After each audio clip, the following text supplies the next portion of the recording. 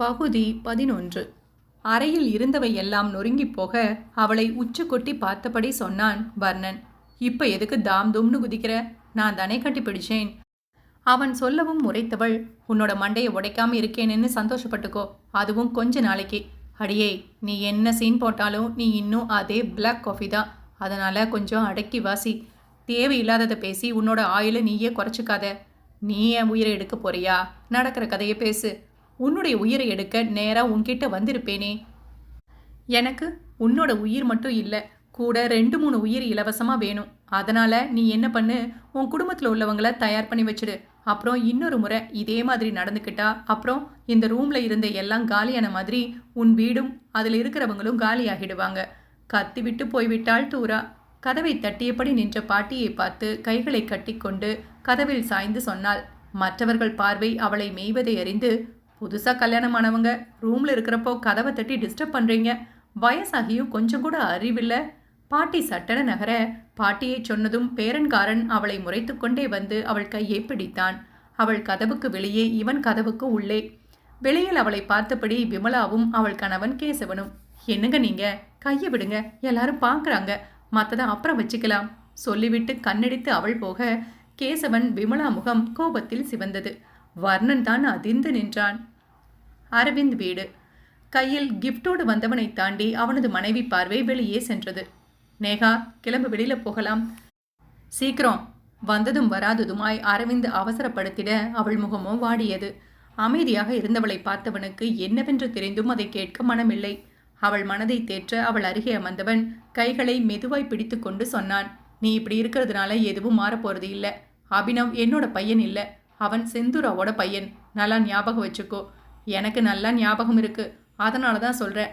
அரவிந்த், நான் ஒன்றும் என் கூடவே வச்சுக்க போகிறதில்லையே. அபிய இன்னைக்காவது கூட்டிகிட்டு வரலாமில்ல? நான் அவனை பார்க்கணும் ஒரு தடவையாவது. நேகா, நல்லா ஒரு விஷயம் புரிஞ்சுக்க. அபினவ் செந்தூராவோட பையன், என் மூலமாக பிறந்திருந்தாலும். இதை சொல்லவும் கண்கள் கலங்கியவள் அரவிந்த் தோள்களில் சாய்ந்து கொள்ள அவனும் அவள் தலையை தடவி சொன்னான். அம்மு, இது மாதிரி இன்னொரு தடவை முகத்தை தூக்கி வச்சுக்காத, ஏன்னா பார்க்க சகிக்கல. இதை சொல்ல அவனை முறைத்தவள் அவள் சாய்ந்திருந்த தோளிலேயே 2 அடி கொடுத்தாள். சாருக்கு என் மூஞ்சியை பார்க்க சகிக்கலையா? அப்படித்தான் இருக்குண்டா உனக்கு திமிரு. கல்யாண நாள் அதுவுமா என் மூஞ்சி உனக்கு பார்க்க சகிக்கலையா? ஊ மூஞ்சி தாண்டா ஜூல உள்ள எல்லா அனிமல்ஸ் மாதிரியும் இருக்கு. அப்படியா? அப்போ அனிமல்ஸ் யாரு கல்யாணம் பண்ணுவா? அனிமல்ஸை மனுஷ பிறவியா கல்யாணம் பண்ணுவாங்க? அனிமல்ஸ் தான் பண்ணும். நீ யாரு எனக்கு என கேட்டுவிட்டு ஓடி ஒளிந்து விட்டான் அறைக்குள். கையில் கிடைத்த ரிமோட் தலையணையை தூக்கி கொண்டு அரைவாசலில் நின்றவள், டேய் டபராவாயா, ஒழுங்கு மரியாதையா கதவை துற, இல்லை உன் மண்டையை உடைச்சிடுவேன். திறந்தாதானே உடைப்பேன். நான் குளிச்சுட்டு கிளம்புறேன், நீயும் கிளம்பியிரு, கோவிலுக்கு போகலாம். அப்படியே டேபிள் மேலே வச்ச கிஃப்ட் எடுத்து பாரு. அவன் சொன்னபடி கிஃப்டை பிரித்தவள் உதட்டோரம் சிறு புன்னகை. அங்கிருந்தபடியே கத்தினாள். செந்தூராட்ட கிஃப்ட் எனக்கு ரொம்ப பிடிச்சிருந்துன்னு சொல்லிடுங்க. உள்ளே கண்ணாடி முன்னாடி நின்றிருந்தவனுக்கு அதே உதட்டோர புன்னகை. அவளும் கிஃப்ட் கொடுத்ததை சொல்லலை, நானும் சொல்லலை. ஆனால் நேகாவுக்கு தெரியும் தூரா, நல்லா ஞாபகம் வச்சுக்கோ. நேகாவுக்கு வருஷம் நீ கிஃப்ட் கொடுக்கறது தெரியும். இவங்க 2 பேருக்கு இடையில இருக்கிற புரிதல் எனக்கு கூட வராது. இது இப்படியே இருக்கணும் என்றவன் கடவுளை ஒரு நிமிடம் நினைத்துவிட்டு கிளம்பினான் மகிழ்வாய் மனைவியோடு கோவிலுக்கு. வழக்கம் போல கோவிலுக்கு வரும் பிள்ளைகளை பார்த்து மனம் நொந்தவள் அரவிந்த் கூறிய ஆறுதல் வார்த்தைகளோடு வீடு வந்தாள். அரவிந்த் அவளுக்காக ஏற்பாடு செய்திருந்த அறையில் அமைதியாக அமர்ந்திருந்தவளை தோள் தொட்டு முகம் தாங்கி சொன்னான். கவலைப்படாத, கண்டிப்பா நமக்கு உடம்புல எந்த பிரச்சனையும் இல்லை. குழந்தை வரவேண்டிய டைம்ல வரும். அதுவரை நாம சந்தோஷமா இருப்போம். எதையும் நினைச்சு கவலைப்படாத, சரியா? ஆனா அபினவ் என வாய் திறந்தவளை அதற்கு மேலும் பேசினாள் வீண் பிரச்சனை என தன் அதரம் கொண்டு அவள் அதரம் மூடி அமைதியை நிலைநாட்டிட முடிவெடுத்து ஆக்ரோஷமாய் அனல் மூச்சு காற்றை பரப்பி அவள் அனலை ஏற்றி 2 அனல்களும் சேர்ந்து ஒரு தீபமாகிட அறை இருளில் மூழ்கியது. சுப்பு, மாலதி, என்னங்க உங்ககிட்ட பேசணும். மாலதி அறைக்கு வெளியே மட்டும்தான் நம்ம கணவன் மனைவி, இங்கே இல்லை. நம்ம நடிக்க வேண்டிய அவசியமும் இல்லை. சுப்புனே கூப்பிடு. எனக்கு நீங்கள் எப்பவும் ஒரே மாதிரி தான். என்ன சொல்லு? இன்னும் எத்தனை நாளைக்கு நான் இங்கே இருக்கணும்? செந்தூரா இருக்கிற வரை நான் இப்போவே கிளம்புறேன். ஓ இஷ்டம். உன் தம்பி லைஃபுக்காக இருந்தா இரு, இல்லைனா போயிட்டே இரு. இல்லை அத்தை, ஏதோ வைத்தியர்கிட்ட என்று ஆரம்பிக்க, இங்கே பாரு, அவங்க கூப்பிட்டா உனக்கு அறிவில்லையா? நமக்குள்ளே ஏதும் நடந்தாதான் வைத்தியர் வரை போக வேண்டி இருக்கும். அதுக்கு அவசியமில்லை. ஒழுங்கா ஆக வேண்டிய வேலையை மட்டும் பாருங்க என்றவன் ஃபோன் செய்து தாயிடம் கத்தினான் வைத்தியரிடம் போகக்கூடாது என. மாலதிக்கு கண்கள் கரித்து கொண்டு வந்தது.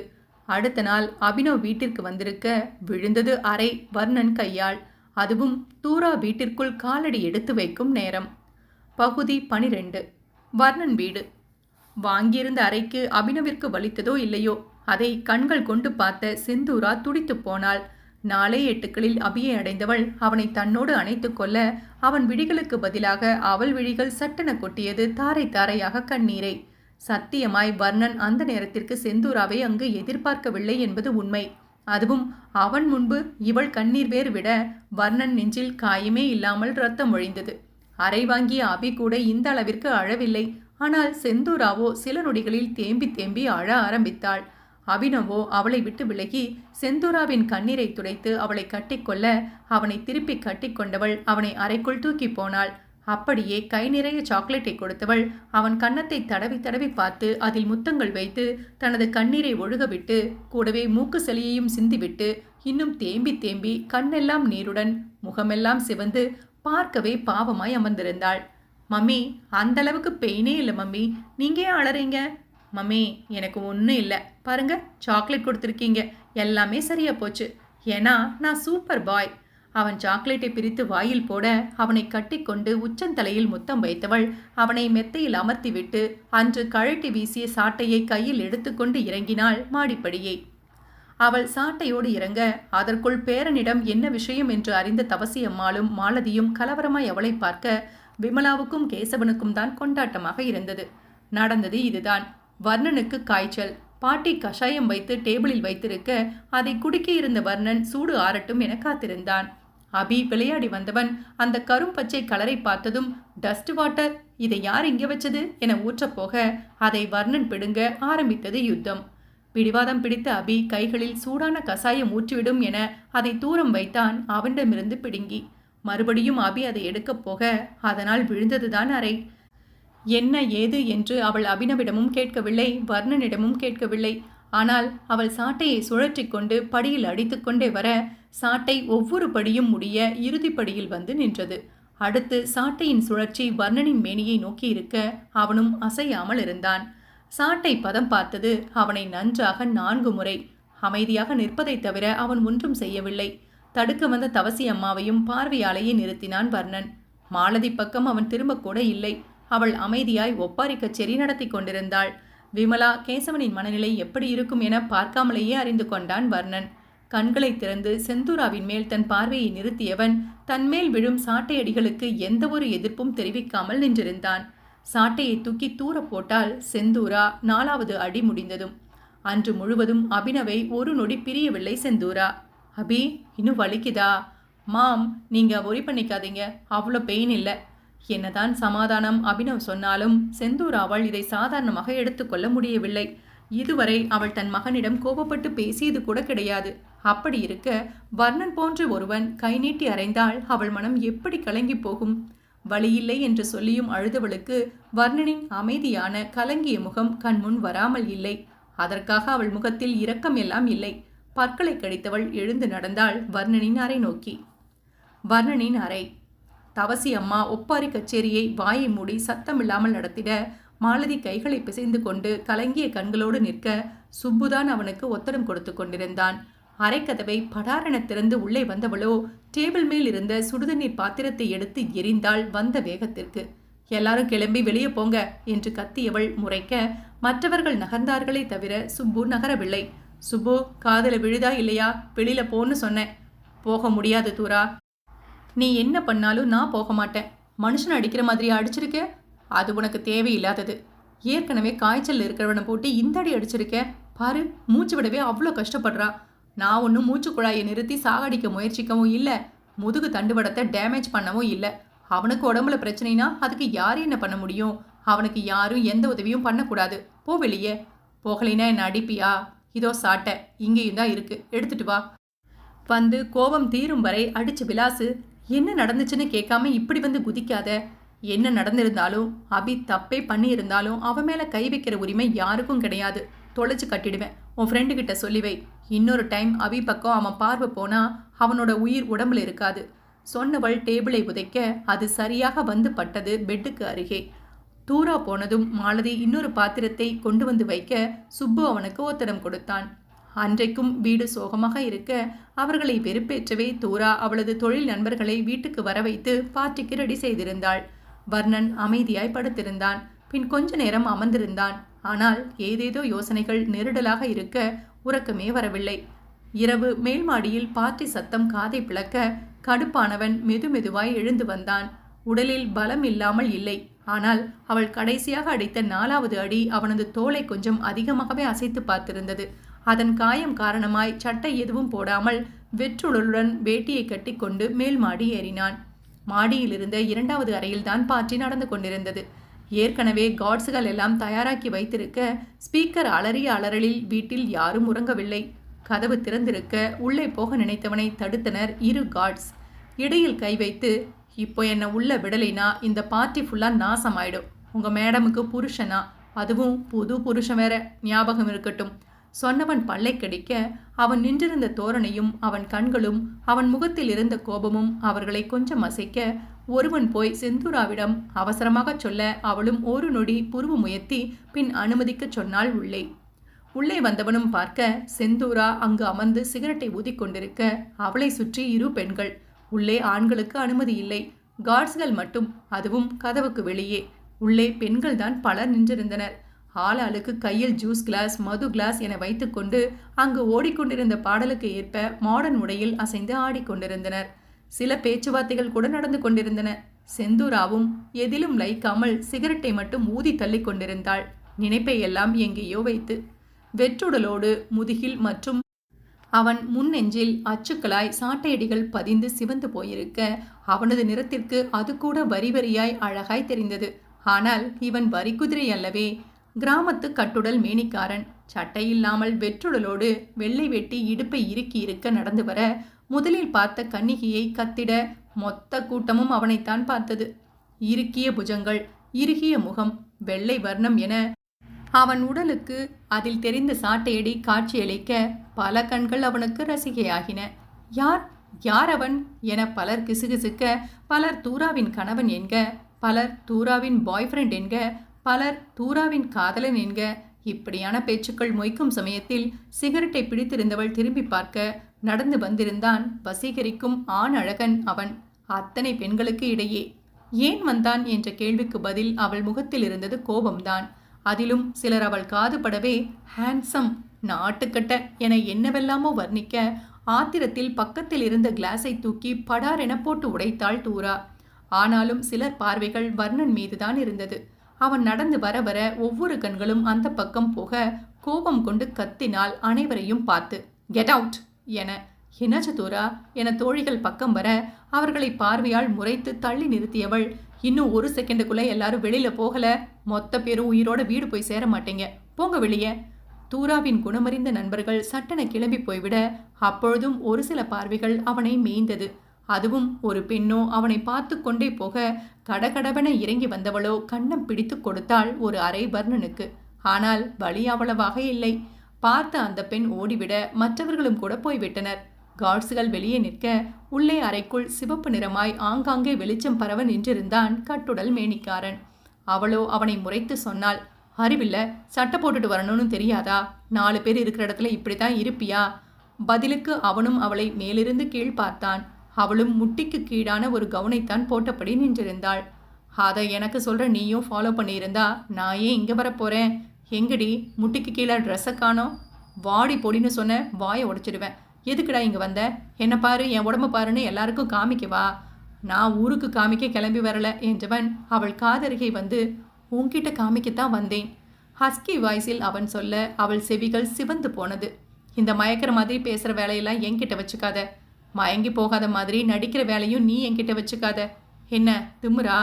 கொழுப்பு தான் கொஞ்சம் கூடியிருக்குன்னு நினைக்கிறேன் உனக்கு என்றான் பார்வையை அவளை மேலிருந்து கீழே மேய விட்டு. அறிவில்ல, இப்படி தான் பாப்பியா? போட வெளியே. ஓ, நீ இப்படி போட்டுட்டு வந்து நிற்கிறது பெருசா தெரியல, நான் பார்க்கறது தான் பெருசா. என்ன ட்ரெஸ் இது? சின்ன பாப்பான்னு நினைப்பா? தாலி எங்கடி காணோம்? வாடி பொடின்னு சொல்லாத, எனக்கு கோபம் வரும். எனக்கும் தான் வருது உன்னை இந்த ட்ரெஸ்ஸில் பார்த்தா. ஆணாதிக்கமா? ஆடை பற்றி பேசினா ஆணாதிக்கமா? ஆனா இது இல்லை உன் ஆடை சுதந்திரம். என்ன? உன் ஆடைக்கு சுதந்திரம் வேணும்னா அது எனக்கு முன்னாடி மட்டும்தான், என்கிட்ட மட்டும்தான், மற்றவங்க முன்னாடி இல்லை. மரியாதையா நீ இதோட நிறுத்திக்க இந்த மாதிரி ட்ரெஸ் போடுறத. நான் நிறுத்துறது இருக்கட்டும், இப்படி சட்டை போடாமல் வர, அதுவும் 4 பொண்ணுங்க இருக்கிற இடத்துல. எனக்கு இது புதுசு இல்லை. இதை விட 40 பொண்ணுங்க வயலில் வேலை பார்க்கும்போதும் நான் சட்டை போடாமல் வயலில் இறங்கி வேலை பார்த்துருக்கேன். நீ காமிக்கலாம், அது தப்பு கிடையாது. இதே பொண்ணு செஞ்சா தப்பா? இதற்கு அவள் காதருகே சென்றவன் கண்டத்தனமாய் பேசி வைக்க அவன் நெஞ்சை பிடித்து பின்னே தள்ளி நடந்தாள் கதவை நோக்கி. நீ போகிறப்போ உன் கார்ட்ஸ் எவனாவது உன்னை இந்த மாதிரி ட்ரெஸ்ஸில் பார்த்தான்னா அப்புறம் சொன்னதை செஞ்சுடுவேன், ஞாபகம் இருக்கட்டும். சீ, அசிங்கமாக பேசாத. மனுஷனா நீ? இன்னும் நான் ஏன் மிருகமாக மாறி உன் ட்ரெஸ்ஸை கிழிக்காமல் இருக்கேன்னு இப்போ தான் யோசிக்கிறேன் என்றவன் அவளை நோக்கி அடி வைக்க பல்லை கடித்தவள் அங்கிருந்து நகர்ந்தாள். அதுவும் கதவருகே போனவள் காட்ஸை வீட்டுக்கு வெளியில் போக சொல்லிவிட்டு கடகடவென அவளது அறைக்குள் நுழைந்தாள். இருடி, இனிமேதான் உனக்கு இருக்கு என்றவனும் பல்லை கடித்து போனான் அவனது அறைக்கு. எந்த சத்தமும் இல்லாமல் போக உறங்கிட முடிவெடுத்து காயங்களோடு படுத்தான் வெற்றுத்தரையில். அவன் உடல் அனல் காற்றிற்கு அந்த சில்னஸ் தேவைப்பட அந்த குளுமையில் லேசாய் கண்மூடினான். சற்று நேரத்தில் மெதுவாக அவனது அறைக்கதவு லேசாக நகர முதலில் கண்களை திறந்தவன் இருட்டில் எதுவும் தெரியாமல் இருக்க அமைதியாய் பார்த்தான். லேசாய் திறந்த கதவு துவாரம் வழி 2 கண்கள் அவனை பார்த்து நகர்ந்து சென்றது. அவனும் அறிந்து கொண்டான், ஆனால் அது தூராவின் கண்கள் அல்ல. அடியே பிளாக் காஃபி. பகுதி 13. செந்தூரா கையிலிருந்த ஃபைலை தூக்கி எறிய அது அரவிந்தன் தோள்பட்டையை உரசி அவன் பின்னே போய் விழுந்தது. என்ன நினச்சிட்டு இருக்கீங்க எல்லாரும்? யாரை கேட்டு இந்த ஃபைலை சென்ட் பண்ணீங்க? அரவிந்த், என்னோட பெர்மிஷன் இல்லாமல் இந்த ஃபைலை யார் சென்ட் பண்ணது? இப்போ எல்லாருக்கும் ஹாப்பியா? இன்னும் 1 நிமிஷத்தில் என் கண்ணு முன்னாடி ஒருத்தர் இருக்கக்கூடாது. Get out. மற்றவர்கள் சாரி சொல்லி கிளம்பிட அரவிந்த் மட்டும் அறையில் இருந்தான். துரா, நான் சொல்கிறது ஒரு நிமிஷம் கேளு. அரவிந்த் அவளை பிடித்து வைக்க பார்க்க கதவை நோக்கி நடை போட்டவளோ முறைத்து பின் திரும்பி வந்து சேரை ஓங்கி உதைத்து சொன்னாள். உன் இஷ்டத்துக்கு கூப்பிடுறதுக்கு நான் உன்னோட செந்தூரா கிடையாது. நான் உன்னோட பாஸ். Call me madam. அவன் முகம் அருகே வந்தவளோ சொன்னாள் பற்களை கடித்து. என் பிள்ளைக்கு அப்பாங்கிறதுனால அட்வான்டேஜ் எடுத்துக்கலான்னு நினைக்காத. தூரா, ஒவ்வொரு டைமும் ஏன் இதை சொல்லி என்னை கஷ்டப்படுத்துகிற? நடந்த எல்லா விஷயம் நம்ம 2 பேருக்கும் தெரியும். ப்ளீஸ். அரவிந்த், நீங்கள் போகலாம். 1 வீக் நீங்கள் இங்கே வரணும்னு அவசியம் இல்லை. என் கண்ணு முன்னாடி படாதீங்க. இது உங்களுக்கு பனிஷ்மெண்ட். சஸ்பெண்ட். Get out. காட்டு கத்தலாய் கத்தினாள். துரா, சொல்கிறது கேளு. இந்த வீக்கில் நம்ம முடிக்க வேண்டிய ப்ராஜெக்ட் நிறைய இருக்குது. ஐ செட் கெட் அவுட். கைகளை கட்டிக்கொண்டு திமிர் பார்வை பார்க்க அரவிந்த் அறையை விட்டு பல்லை கழித்து கிளம்பி போனான். நேராய் காருக்கு நடந்தவளோ டிரைவரை ஒதுக்கி அவளை டிரைவ் செய்து கொண்டு கிளம்பினாள். ஊருக்கு போக எப்படியும் 1 நாள் முழுதாக முடிந்துவிடும். வர்ணன் வீட்டில் பாதுகாப்பிற்கு எத்தனை கார்ட்ஸ் இருந்தாலும் அவளால் அபினவை யாரிடமும் முழு நம்பிக்கையோடு கொடுக்க முடியாது. காரில் பாடல்களை திருக்கி விட்டவள் கையே ஸ்டியரிங்கில் தாளம் போட்டபடி வர கார் சிட்டியை கடந்து வர்ணன் ஊருக்கு போகும் வழியில் இறங்கியது. 2 பக்கம் இருந்த வயல்வெளிகளுக்கு நடுவில் இருந்த சாலையும் சரி, அவள் கேட்டுக்கொண்டிருந்த பாடலும் சரி, எதிலும் மனம் ஒட்டவில்லை அவளுக்கு. இந்த கொஞ்ச நாட்களாக இப்படித்தான் இருக்கிறாள். இதற்கு முன் நன்றாக இருந்தாளா என கேட்டால் இதைவிட மோசமாக இருந்தாள் என்றுதான் சொல்ல வேண்டும். எங்கேயோ கவனத்தை வைத்து ஸ்டியரிங்கில் தாளம் மட்டும் போட்டுக்கொண்டிருக்க எங்கிருந்து வந்தது என்று தெரியவில்லை. வலப்பக்கம் இருந்த சாலை பக்கம் அல்லது இடப்பக்கம் இருந்த குறுகிய சாலை எதிலிருந்து வந்தது என்று தெரியவில்லை அந்த ஸ்கார்பியோ. இவ்வளோ புருவம் உயர்த்தி காரை சற்று கொஞ்சம் வலம் திருப்ப அந்த கார் அதே வலப்பக்கம் வந்து பிரேக் அடித்தது. சரியாக இவள் காருக்கு கொஞ்சம் இடைவெளியில்.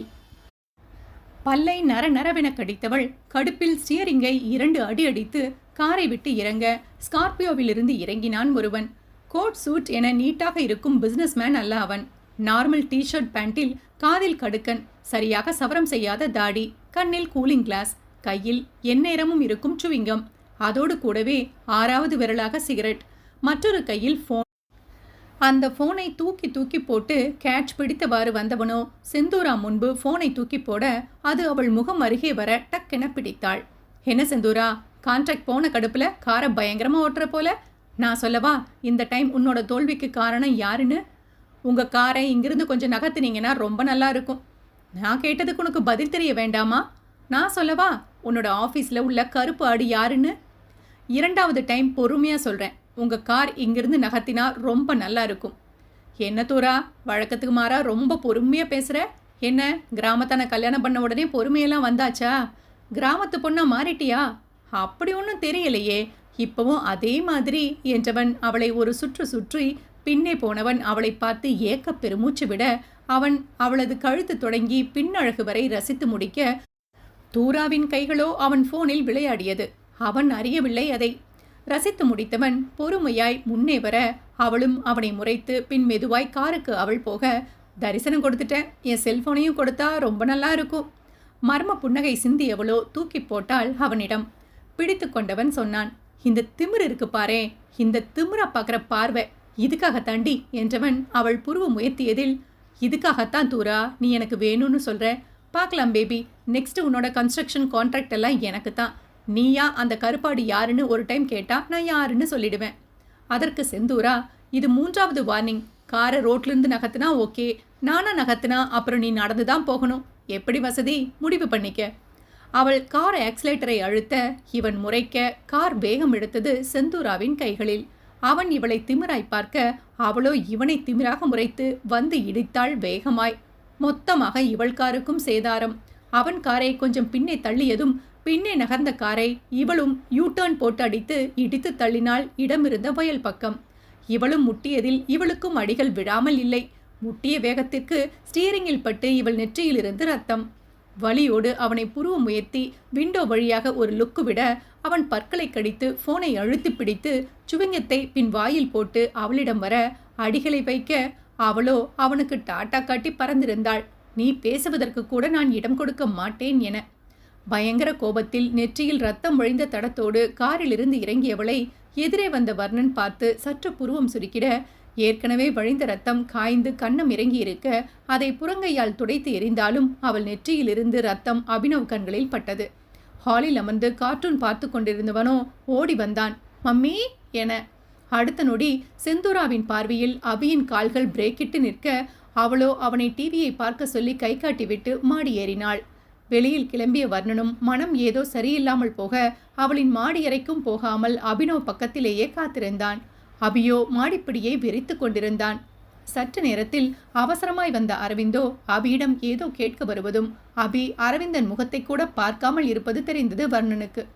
தைரியம் எல்லாம் வரவழைத்து கொண்டு அரவிந்தோ அபியின் பக்கம் மெதுமெதுவாய் காலடிகளை வைக்க அபியின் கைகளோ சோஃபாவின் விளிம்பை இறுக்கியது. மெதுவாய் அபி பக்கத்தில் அமர்ந்தவன் மாடியை ஒரு நோட்டமிட்டு பின் கண்களை கீழே இறக்கி அபி என கூப்பிடுவதற்குள் சரியாக அவன் முன்னே அரவிந்தின் காலடியில் வந்து விழுந்தது துப்பாக்கி ஒன்று. சட்டென அபி எழுந்து மாடி ஏறி ஓடிவிட அரவிந்த் பார்த்தான் கோபக்கணல் எரிய மாடிப்படியில் நின்றிருந்த செந்தூராவை. தூரா, அது நான். அரவிந்த் திக்க கெட் அவுட் என்று கத்தியவள் போய்விட அரவிந்தோ துப்பாக்கியை எடுத்துக்கொண்டு மாடி ஏறினான். அவள் அரைக்கதவு திறந்திருக்க உள்ளே அமர்ந்திருந்தார்கள் அபியும் அவளும். அவளோ காயத்திற்கு மருந்து போட்டு கொண்டிருக்க துப்பாக்கியை டிராயரில் வைத்து பூட்டியவனோ கதவை இழுத்து சாத்தி இறங்கி கண் கலங்கி போனான். பார்த்து கொண்டிருந்த வர்ணனுக்கு கடுப்பாக மேலே ஏறி மாடிக்கு போக அவள் கண்ணாடி பார்த்து காயத்திற்கு மருந்து போட கதவை திறந்து வந்தவனோ அவள் கையை பிடித்து இழுத்து காயத்திற்கு மருந்து வைக்கிறேன் என மெதுவாய் வைத்து விட்டான். அவளோ கை கட்டி அவனை பார்த்திருந்தாள். அபியோ நடக்கும் கூத்தினை பார்த்திருக்க அவனும் மெதுமெதுவாய் டிஞ்சரை வைத்து சுத்தம் செய்ய புன்னகை புரிந்தவளோ அவன் கையை இறுக்கமாய் பிடித்து அவன் கையில் இருந்த டிஞ்சரை மொத்தமாய் அந்த பஞ்சில் ஊற்றி அவன் கையாலேயே அவள் நெற்றியில் வைத்து அழுத்தினாள். அபினவ் அம்மா என கதற வர்ணன் தூரா என கோபமாய் கையை இழுக்க அவள் பிடி இறுகியது. அவன் கையை எடுக்க முயற்சிக்க அவன் கையை அவள் நெற்றியில் வைத்து தேய்க்க வழியில் கத்தவில்லை. ஆனால் எரிச்சலில் கண்கள் கலங்கி கண்ணீர் போல போலவென கொட்டியது அவளுக்கு. சட்டென கையை உதறி அவளை முறைத்து வெளியேறினான் அறையை விட்டு வர்ணன். செந்தூராவிடம் வாயை கொடுத்து காருக்கு ஆப்பு வாங்கி கொண்ட சித்தார்த் தன் அப்பா முன் நின்றிருந்தான். பரதனும் மகனின் முகத்தை அடித்து உடைக்கும் அளவு கோபத்தில் இருந்தார். உன்கிட்ட எத்தனை தடவை சொல்றது அவகிட்ட வம்பு வச்சுக்காதன்னு. அவளே ஒரு அடங்கா பிடாரி, பொண்ணு மாதிரியா நடந்துக்கிறா. அவ எடுத்த கான்ட்ராக்டை தட்டி பறிச்ச. கான்ட்ராக்டோட ரேட்டு, உன்னோட காரு ப்ளஸ் காரணி ஃபாரின்லேருந்து கொண்டு வருவதற்கு செலவு பண்ணது எல்லாத்துக்கும் பண்ண செலவை விட கம்மி தான். தேவையில்லாமல் நஷ்டத்தை வாங்கி எடுத்துகிட்டு வந்திருக்க. டாடி, எதையுமே மணி மைண்டோட மட்டும் பார்க்காதீங்க. சம்பாதிக்கிறேங்கிற திமிரில் பேசாத சித்து. இதுவே லாஸ்ட் டைம். இனி அந்த தூரா லைஃப்பில் போகாத. அவெல்லாம் என்னடா பொண்ணு, அவளை போய் உனக்கு பிடிச்சிருக்கு. கல்யாணம் ஆகாமல் ஒரு குழந்தை, பிஏ கூட இல்லீகல் ரிலேஷன்ஷிப். அதுக்கு முன்னாடியே தாலி போட்டுட்டு இருந்தா. அப்போ முன்னாடியே கல்யாணம் ஆயிருக்கு. இப்போ ஏதோ ஒரு கிராமத்தான கல்யாணம் பண்ணிட்டு அவன் வீட்டில் போய் உக்காந்துட்டு அவங்கள அந்த டார்ச்சர் பண்ணுறாளாம். என்ன பொண்ணுடாவல்லாம், உனக்கு அவளை போய் பிடிச்சிருக்கு? டாடி, உங்களுக்கு அவளை பற்றி என்ன தெரியும்? நீங்கள் அமைதியாக இருங்க. எனக்கு அட்வைஸ் நீங்கள் பண்ணாதீங்க. எட்டி மிதிச்சா எங்கே போய் விழுவேன்னு தெரியாது. எவ்வளவு பெரிய பிஸ்னஸ் மேனாக நான் இருந்தாலும் முன்னாடி கட்ட பஞ்சாயத்து செஞ்ச அதே வரதன் தான் நான். ஞாபகம் இருக்கட்டும். காசு இருக்குதுன்னு பணத்தை அள்ளி தெளிக்கக்கூடாது. புரிஞ்சு நடந்துக்க. இந்த லாஸை உன் கணக்கில் எழுது. இன்னொரு முறை இந்த மாதிரி எதையும் பண்ணிட்டு வந்து நிற்காத. போ முதல்ல இங்கிருந்து. இவர்கள் வாக்குவாதத்தில் அவனது மொபைலுக்கு வந்திருந்த மெசேஜை அவன் பார்க்கவில்லை. தொடர்ந்து ஒலித்துக்கொண்டே இருக்க கடுப்பானவர், ஆன் பண்ணி பாரேண்டா என கத்திவிட்டு போக அவனும் ஓப்பன் செய்ய அது எம்டி பிளாங்க் மெசேஜ். ஆனால் அவன் ஓப்பன் செய்த அடுத்த நொடியே வந்து விழுந்தது மெசேஜ் ஒன்று, தூராவால் நியமிக்கப்பட்ட ஹேக்கர் ஒருவனிடமிருந்து. அப்புறம் என்ன, அடுத்து அவன் மொபைல் ஹேக்கர் வசம். ஹேக்கர் செந்தூராவின் வசம். வர்ணன் வீடு. கேசவன் மெதுவாய் அடிகளை வைத்து இரவு போனான் தவசியம்மாள் அறைக்கு. அவன் பின்னே 2 ஆட்கள். கேமரா கனெக்ஷனை வருவதற்கு முன்பே கட் செய்திருக்க செந்தூராவும் அபினவை நெஞ்சில் சாய்த்தபடி கண்மூடி அமர்ந்திருந்தாள். கேசவன் அறையை காண்பித்துவிட்டு மெதுவாக உள்ளே போய்விட வந்திருந்த 2 நபர்களும் தவசியம்மாள் முகத்தில் தலையணையை வைத்து அழுத்தினர். அழுத்துவதற்கு முன்பே செந்தூரா உபயோகிக்கும் ஸ்ப்ரேவையும் அந்த அறையில் அடித்து வைத்தனர். பகுதி 14. மருத்துவமனை பெட்டை குத்தகைக்கு எடுத்து படுத்திருந்தார் தவசியம்மாள். வெளியே வராண்டாவில் மாலதி கண்களை கசக்கிக் கொண்டு அமர்ந்திருக்க அவள் கணவனோ அவளுக்கு ஆறுதலாய் இல்லாமல் நண்பன் பக்கத்தில் அமர்ந்து அவன் கைகளை பிடித்து கொண்டிருந்தான். என்னடா வர்ணா, நீயே கலங்கி போனா எப்படி? ஒன்றும் ஆகாதுடா, நம்பிக்கையை விட்டுடாத. நான் அவங்கள இந்த நிலைமையில எதிர்பார்க்கலடா. எல்லாத்துக்கும் காரணம் நான் தாண்டா. குடும்பத்தை நிம்மதியாக இருக்க விட மாட்டான்னு தெரிஞ்சும் அவளை போய் கல்யாணம் பண்ணேன் பாரு. என்னைய சொல்லணும்டா. டேய், நீயா ஒரு முடிவுக்கு வராத. போலீஸ் தான் தூராவை விசாரிக்க போயிருக்காங்களே, நீ அமைதியாயிரு. மதியமும் கடக்க வீட்டார்கள் அனைவரும் மருத்துவர் பதிலுக்காக காத்திருந்தனர். அவங்களுக்கு மூச்சுக்குழாய் அடைபடவும் தான் சுயநினைவு இல்லாமல் இருந்தாங்க. இப்போ அவங்களுக்கு நினைவு, எந்த பிரச்சனையும் இல்லை. ஆனால் பிபி ரைஸ் ஆகுது. அவங்கள கொஞ்சம் ஸ்ட்ரெஸ் இல்லாமல் பார்த்துக்கோங்க. இன்னைக்கு ஐசியூவில் இருக்கட்டும், நாளைக்கு மாற்றிக்கலாம் ரூமுக்கு. டாக்டர் போய்விட நிம்மதியாய் வர்ணன் அமர தூரமாய் கேட்டது தூராவின் காலணிகளின் சத்தம். கடும் கோபத்தில் எழுந்தவன் அவள் அருகே போனான், கைகளை ஓங்கிக் கொண்டு. அவள் அவன் கையை தடுத்து அவனை முறைக்க அதற்குள் சுப்பு வந்து வர்ணனை பின்னே இழுத்தான். விடு சுப்பு, அவளை கொண்டு போட்டுடுறேன். எவ்வளோ திமிரு இருந்தா பாட்டியை கொலை பண்ண பார்த்துட்டு என் கண்ணு முன்னாடியே வந்து நிப்பா. தூரா அவனிடம், பாரா, கதை நல்லா இருக்கே, நீங்களே எழுதினீங்களா மிஸ்டர் வர்ணன்? அவளை முறைத்து போலீஸ் பக்கம் திரும்பியவன், இங்க பாருங்க சார், இதோ நிற்கிறாளே, இவ தான் எல்லாத்துக்கும் காரணம். இவ தான் பண்ணிருப்பா. ஆஹா, அதை அவங்க சொல்லுவாங்க மிஸ்டர் வர்ணன். நக்கலாக சொன்னவளது முகத்தை முறைத்து பார்த்து கொண்டிருந்தான் வர்ணன். சார், ஏன் இப்போ இவ்வளோ கோபப்படுறீங்க? அவங்களே ஒத்துக்கிட்டாங்க. அவங்க அரெஸ்ட் ஆகிறதுக்கு முன்னாடி உங்ககிட்ட ஏதோ சொல்லணுமாம். ஐஜி ரெக்கமெண்டேஷன் ஆர்டர் வேற இருக்கு. அதான் உங்ககிட்ட கூட்டிட்டு வந்தேன். இவன் அது மாதிரி ஒத்துக்கிற ஆள் இல்லையே. வர்ணன் மனதை படித்தவள், நீ நினைக்கிற மாதிரி இந்த செந்தூரா கிடையாது. ரொம்ப பெரிய தப்பு பண்ணிருக்க, கண்டிப்பா அனுபவிப்ப. வர்ணன் காதருகே நெருங்கி சொன்னாள். அதை தப்பு பண்ணவங்க கிட்ட சொல்லு. பார்வை ஒருமுறை கேசவனை தொட்டு மீண்டு வந்து நின்றது வர்ணன் மேல்.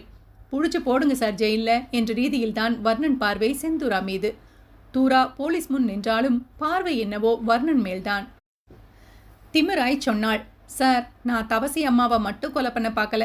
மிஸ்டர் கேசவன் இருக்கிறார்ல, அவரோட மனைவி, அப்புறம் அவரோட ஒரே மகன், அவங்களையும் கொலை பண்ண பார்த்தேன். நான் தான் பிளான் பண்ணி கொடுத்தேன். என்னோட 2 ஆளுங்க தான் பண்ணாங்க என்று அவள் சொல்லி முடிக்கவில்லை. அவள் காட்ஸுகள் யாரை கேசவன் அனுப்பினானோ அவர்களோடு வந்தார்கள். இவங்களை வச்சுதான் சார் அவங்க கதையை முடித்தேன். அவங்க 2 பேரும் இறந்துட்டாங்க. பட் தவசியம்மா மட்டும் தப்பிச்சிட்டாங்க. சரி, ஓகே சார், குற்றம் செய்ய சொன்ன காரணத்துக்காக என்னையும் 2 கொலையும் 1 கொலை முயற்சியும் பண்ண காரணத்துக்காக இவங்க 2 பேரையும் தூக்கி ஜெயிலில் போடுங்க. வாங்க போலாம் ஜெயிலுக்கு. அமர்க்கலமாக சொன்னவளது வாய்மொழியை கேட்டதும் மாலதி, வர்ணன், சுப்பு, கேசவன் சுற்றம் பார்த்து கண்டு கொண்டார்கள் விமலா இல்லாததை. உடனே கேசவன் நினைப்பு எல்லாம், இந்த விமலா இல்லாம போயிட்டா நமக்கு எப்படி இந்த ஜமீன் பரம்பரை சொத்து கிடைக்கும்? இவன புதுசா கதை சொல்லிட்டு இருக்கா, என்னன்னு தெரியலையே என்றவன் அமைதியாக இருக்க போனை எடுத்து செந்தூரா, சார், இதுல தான் இவங்க கொலை பண்ண 2 பேரோட டெட் பாடி போட்டோவும் இருக்கு, நீங்க பார்த்துக்கோங்க. வர்ணன் இடிந்து போய் மொத்தமாய் ஒரு பார்வை பார்த்தான் செந்தூராவை. அவளோ புருவம் உயர்த்தி கண்ணடித்து போலீஸ் பக்கம் திரும்பி, நீங்க ப்ரொசீட் பண்ணலாம் ஆஃபீஸர். கொலை பண்ண சொன்னது நான், அதற்கு தடையாக வந்த 2 பேரையும் சேர்த்து கொன்னது அவங்க. உடனே வந்திருந்த இருவரும், சார் சார், நாங்கள் எதுவும் பண்ணலை சார், ஜஸ்ட் கொலை பண்ணுற மாதிரி பண்ண மட்டும்தான் சொன்னாங்க. நாங்கள் கொலை பண்ணலை சார். நான் தாண்டா பணம் கொடுத்து உங்களை பண்ண சொன்னேன். உங்களை பார்த்துட்டதால அந்த 2 கொலையும் பண்ணிவிட்டு பாட்டியையும் முடிச்சுட்டு சொன்னேன். நீங்கள் பாட்டியை கோட்டை விட்டுட்டீங்க. பரவாயில்ல, உங்களை மன்னிச்சிட்டேன். கவலைப்படாதீங்க, உண்மையை ஒத்துக்கோங்க, பார்த்துக்கலாம். பணம் வாங்கும்போது சொன்னீங்களே, உயிரே போனாலும் உண்மையை வெளியே சொல்ல மாட்டோன்னு. அதை கரெக்டாக நிரூபிக்கிறீங்க. என் பேரை சொல்லவே மாட்டேங்கிறீங்க. உண்மையை சொல்லுங்க. பரவாயில்ல, நானே சொல்கிறேன். மேடம், நீங்கள் என்ன எங்களை வாழ்நாள் ஃபுல்லாக ஜெயிலில் வச்சுக்கலான்னு பார்க்குறீங்களா? நீங்கள் சொல்லி ஒன்றும் நாங்கள் செய்யலை. எங்களை செய்ய சொன்ன ஆளே வேற. நீங்கள் எங்களை பெருசாக கோத்து விடாதீங்க.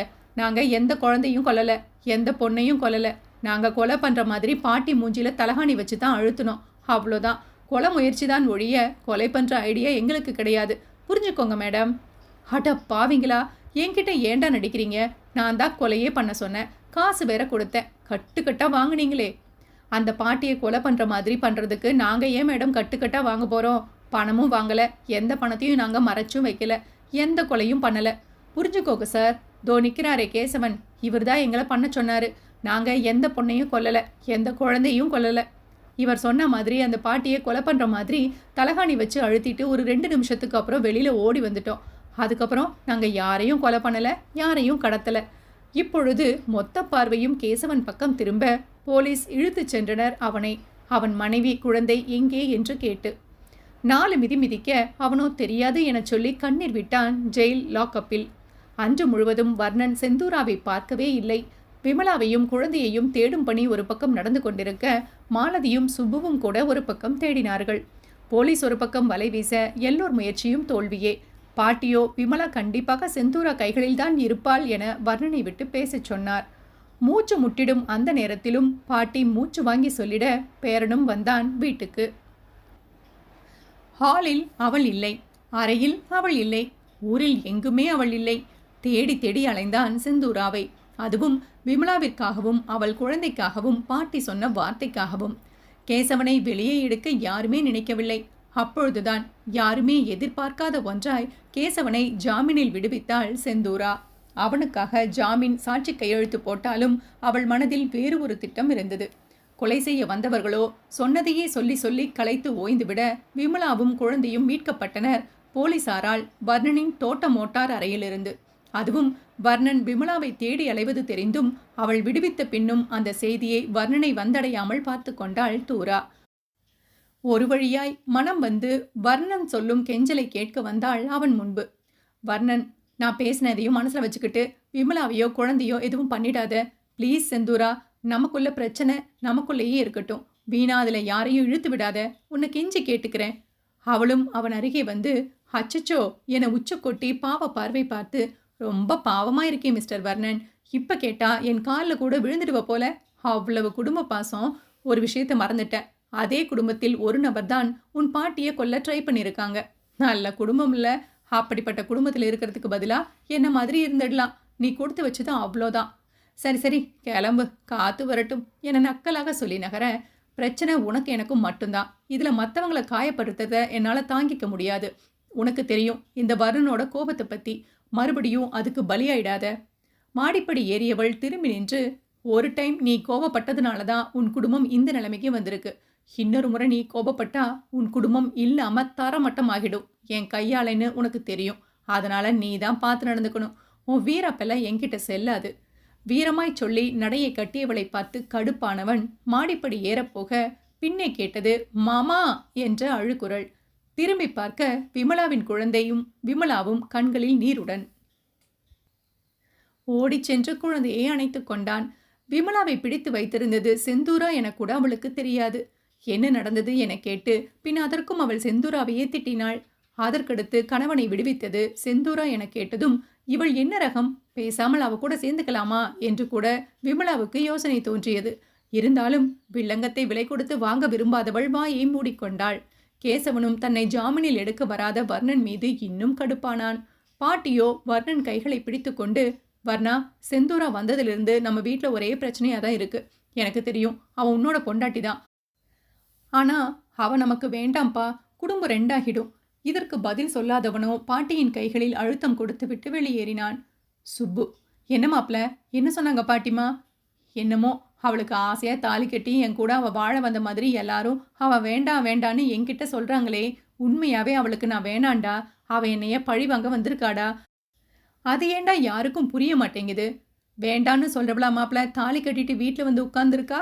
அவ பழைய செந்தூரா கிடையாதுடா. உங்க யாருக்கும் புரிய மாட்டேங்குது. அவ அபினவுக்கு அம்மா.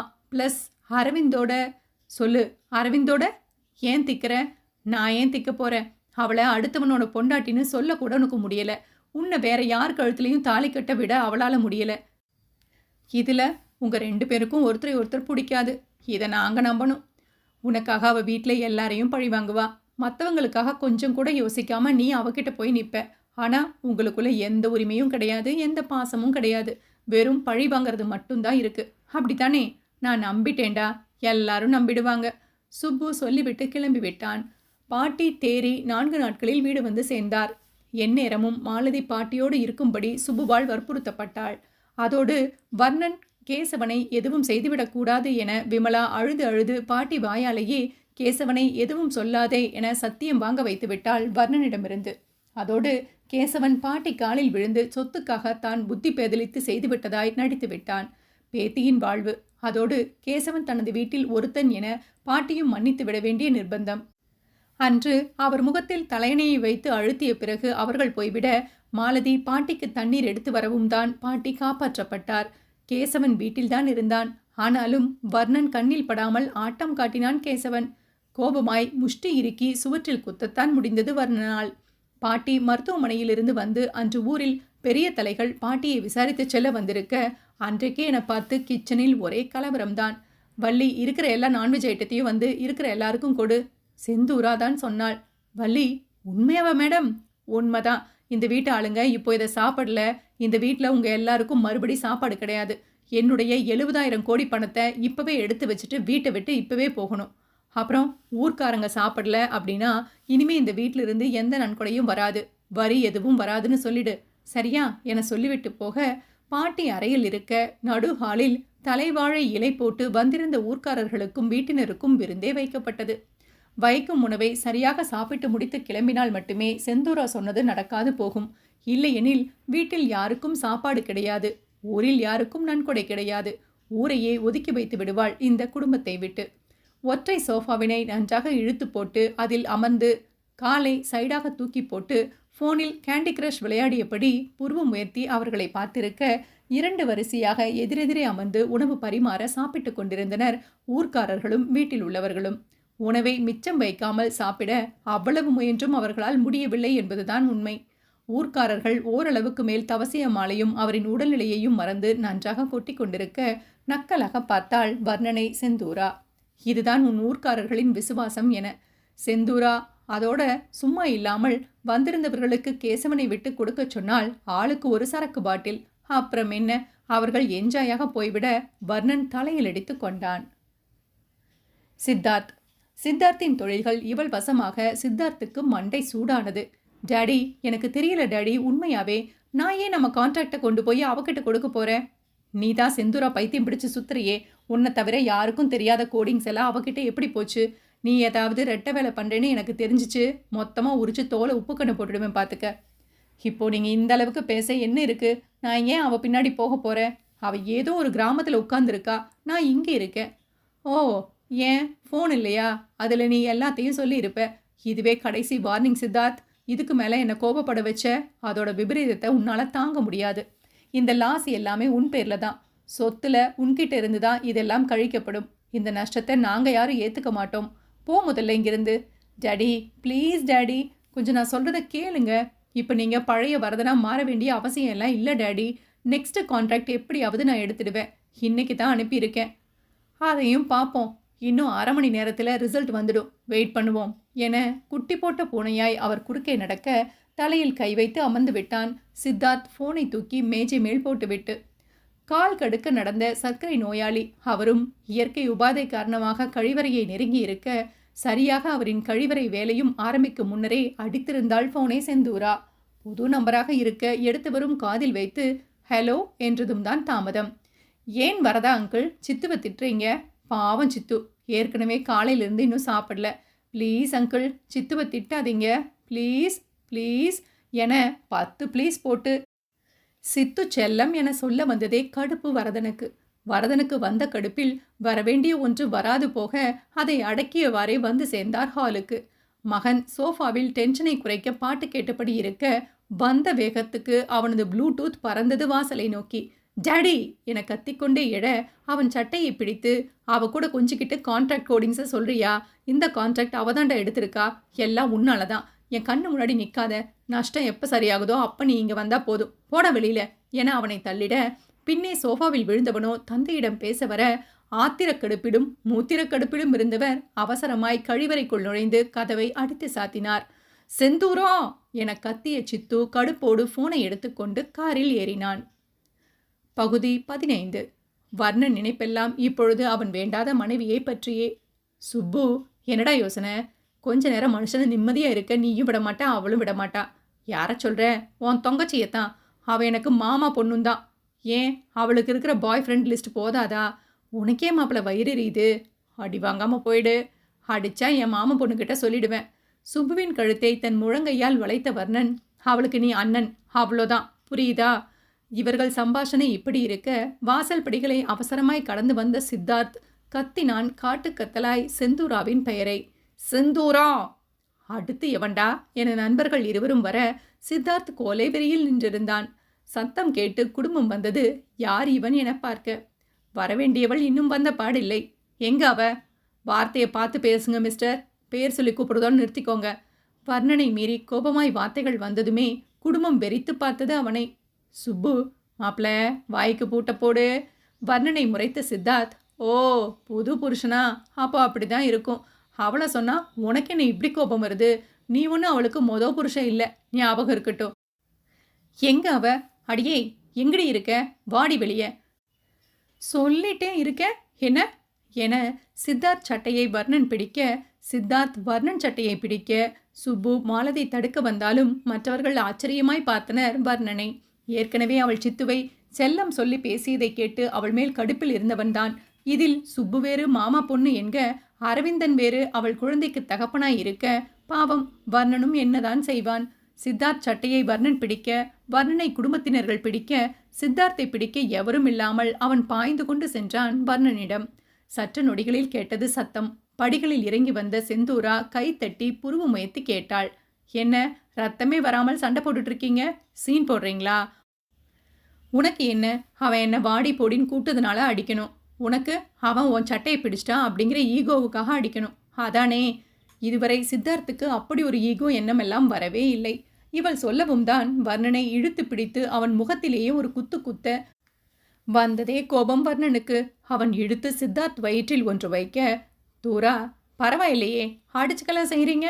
இப்பொழுது சோஃபாவில் கால் மேல் கால் போட்டு அமர்ந்திருந்தாள் செந்தூரா. சித்தார்த்துக்கு வர்ணன் மீது வந்ததே கோபம். ஏனெனில் செந்தூரா பார்வையெல்லாம் வர்ணன் பக்கம் இருந்தது. குடும்ப நபர்களை கை நீட்டி தள்ளி நிறுத்திய செந்தூரா அசட்டையாக, ஓகே 2 பேரும் அடிச்சுக்கோங்க, யார் ஜெயிக்கிறீங்களோ அவங்க என் கூட என் ரூம்ல தங்கலாம்.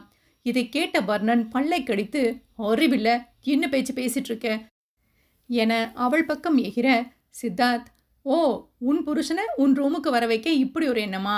ஆனா ரூமுக்கு வரப்போறது உன் புருஷன் கிடையாது, நான் தான் என விட்டானே ஒரு குத்து வர்ணன் வயிற்றில். செந்தூராவை முறைத்தவன் எதுவும் பேசாமல் சித்தார்த்தை அடிக்க இருவரும் மாறி மாறி அடித்து கொண்டு நிற்க, இருவருமே சரிக்கு சமமாக அடித்து கொண்டனர். இருவருக்குமே ஆங்காங்கே காயமும் ரத்தமும் வர செந்தூரா சந்தோஷமாய் பார்க்க, பாட்டி அறையில் இருக்க விமலா தம்பிக்கு பாவம் எல்லாம் பார்க்கவில்லை, மாறாக கணவனை ஜாமீனில் எடுக்காத காரணத்துக்காக வெறுமனை பார்த்து கொண்டிருந்தாள். கேசவனுக்கு அளவில்லா மகிழ்ச்சி. சுப்புதான் இருதலை கொள்ளி எறும்பாய் செந்தூராவை இறைஞ்சும் பார்வை பார்த்தான். அவளோ சுப்பு பக்கம் கண்களை கொண்டே போகவில்லை. மாலதியோ செந்தூராவை வசைப்பாடிக்கொண்டே இருந்தாள். சுற்றும் என்ன நடந்தாலும் சித்தார்த்தும் வர்ணனும் அடித்துக்கொள்வதை நிறுத்தவில்லை. அவள் சொன்னது முட்டாள்தனமானதுதான், ஆனால் ஆடவர்கள் இருவரையும் வெறியாக்கியது. வர்ணன் கோபம் அவன் குடும்பம் அறிந்தது. அதனால் வாயை மூடிக்கொண்டு அவன் சொன்னதால் தள்ளியே நின்றார்கள். சித்தார்த் உடற்பயிற்சி செய்த உடலோடு அடி வெளுத்துக்கட்ட, வர்ணனும் உழைத்து உரமேறிய உடலோடு அவனை அடித்து கொண்டிருந்தான். இருவரும் ரத்தம் வந்து கீழே விழுந்ததும் தட்டு தடுமாறி எழுந்து அடித்து கொண்டிருக்க, சுப்புவால் அதற்கு மேல் அங்கு நிற்க முடியவில்லை. செந்தூராவை ஓரக்கண்ணால் பார்த்தபடி வர்ணனை பார்த்து, டே வர்ணா, அவ சொல்றானா உனக்கு எங்கடா போச்சு புத்தி? வாடா என இழுத்து பிடிக்க நண்பனை பிடித்து தள்ளியவன் சித்தார்த்தை போட்டு மிதி மிதி என மிதித்தான். ஹாயாய் சுவிங்கம் கூலிங் கிளாஸ் என சுற்றிய சித்துவை பாலா பட ஹீரோ ரேஞ்சுக்கு மாற்றியே விட்டாள் செந்தூரா, அதுவும் வர்ணன் கையால். இறுதியில் சித்தார்த்தும் கீழே விழ செந்தூராவின் காவலர்கள் வந்து தூக்கிச் சென்றனர் சித்தார்த்தை. வர்ணன் அடி வாங்கி ரத்தம் வழிந்ததோடு வந்து நின்றான் அவள் அருகில். போனை பார்த்து கொண்டிருந்தவள் கையை இறுக்கமாய் பிடித்து இழுத்துச் சென்றான் அவன் அறைக்கு. கதவை அடித்து சாத்தியவன் கதவில் அவளை சாய்த்து அவள் தாடையை அழுத்தி பிடித்து அவள் முகம் அருகே தன் முகம் வைத்து, சொல்லுடி, அவன் உனக்கு செல்லமா? சித்து செல்லமா? சொல்லுடி சொல்லுடி என அவள் தாடையை சிவக்க வைத்து விட்டான். அவனை தள்ள முயற்சிக்கவில்லை அவள். ரசித்தாள் என்றும் சொல்ல முடியாது. கூர்மையாய் அவன் முகத்தை பார்த்து கொண்டிருந்தாள். இனி அப்படி சொல்லுவியா? சொல்லுவியா? இனி சொல்லுவியா? காஃபி கலரில் இருந்தவள் முகம் இரத்த கலராக மாற ஆரம்பிக்க அவள் தாடையை விட்டு திரும்பி நின்று ஆத்திரமடங்காமல் பல்லை கிடைத்து பின்மண்டையை அவன் இருக்கிட, இப்பொழுது அவள் பார்வையில் லேசான கர்வம், லேசான புன்னகை கூட உதடுகளில். கண்களை இறுக மூடி திறந்தவனை நோக்கி அவள் ஓரடி எடுத்து வைக்க திரும்பியவன் இப்பொழுது பிடித்திருந்தான் அவள் கழுத்தை. ஓ ரூமுக்குள்ள விடுவியா? எவ்வளோ தைரியம் இருந்தா சொல்லியிருப்பேன். இந்த முறை பிடி அழுத்தமாக இருக்கவும் அவள் 2 முறை இருமினாள். ஆனாலும் விடவில்லை அவன் பிடியை. சொல்லுடி சொல்லு. அவன் கையை தன் கையால் லேசாய் விடுவித்தவள் சொன்னாள், எப்படியும் அவன் என் ரூமுக்கு வரமாட்டான்னு தெரியும். கர்ப்பமாய் சொன்னவளை பார்த்ததும் அடுத்த நொடி அவள் கழுத்தை அழுத்தி பிடித்து கொண்டே அவள் இதழோடு தன் இதழை மொத்தமாய் பொருத்தினான். அவன் கைகள் அவள் மூச்சுக்குழாயை நசுக்கிட அவன் அதரங்கள் அவளுக்கு மூச்சை கொடுக்க அவளை அவன் மூச்சினில் சுவாசிக்க வைத்தான். அவளோ அவனுக்கு ஈடு கொடுத்து முத்தத்தில் வேகம் கூட்ட அவனும் அவள் கழுத்தை விட்டு அவள் முகம் பற்றினான். 2 இதழ்களும் முட்டி மோதி மோதி பற்களுக்கு இடையில் மாட்டி சிக்கி தவித்தது. நெடுநேரம் போட்டி போட்டு அவளை கதவில் சாய்த்து பின் அவள் அவனை கதவில் சாய்த்து மட்டென கேட்ட சத்தத்தில் பாட்டியோடு கதவுக்கு வெளியே நின்ற சுப்பு மாலதிக்குத்தான் பயம் நெஞ்சை அடைத்தது. கதவுக்குள்ளே 2ம் முத்தம் கொடுத்து மூச்சு பயிற்சி பண்ணிட, மாப்ள பாட்டி வந்திருக்காங்க, வா கதவை திறடா, எதுவும் பண்ணிடாதடா. அவர்கள் குரல் கேட்டதும் பிரிந்து போக போன வர்ணனை அவள் விடவில்லை. கதவை சுப்பு தட்ட ஆரம்பிக்க பாட்டியும் விஷயம் அறிந்து அங்குதான் நின்றார். செந்தூராவோ கண்களை திறந்து பார்த்து முத்த வேகத்தை அதிகரித்து, வர்ணா என போதையாய் அவன் செவியோரம் சொல்லி அவனை வெறியாக்க கண்ணை மூடிக்கொண்டவன் வெறித்தனமாய் அவள் இதழை வேட்டையாடிட, கதவில் அவனை சாய்த்து முத்தம் கொடுத்து கொண்டிருந்தவளோ மறு கையை கொண்டு அவனறியாமல் தாழ்பாலை நீக்கியும் விட்டாள். அவளின் மௌன நிலையில் சஞ்சரித்தவனை திறந்திருந்த கதவு பக்கம் நகர்த்தி கொண்டு வந்திருக்க கதவை லேசாய் திறந்தும் விட்டாள். நடந்த முத்தக்காட்சிக்கு சாட்சியாய் மாறிப்போன குடும்ப நபர்கள் முகத்தை திருப்பிக் கொண்டார்கள். வர்ணா பாட்டியின் குரலில் சுயம் வந்தவன் பார்க்க பின் தூராவை விட்டு விலக அவளோ மர்ம புன்னகை சிந்தி அவன் உதட்டில் சட்டென முத்தம் ஒன்றை கொடுத்து அவள் உதட்டை நீவி கண்ணடித்து வெளியேறினாள். கடுப்பில் பக்கத்தில் இருந்த சுவரில் குத்திய வர்ணனோ யாரையும் பார்க்காமல் வெளியேறினான்.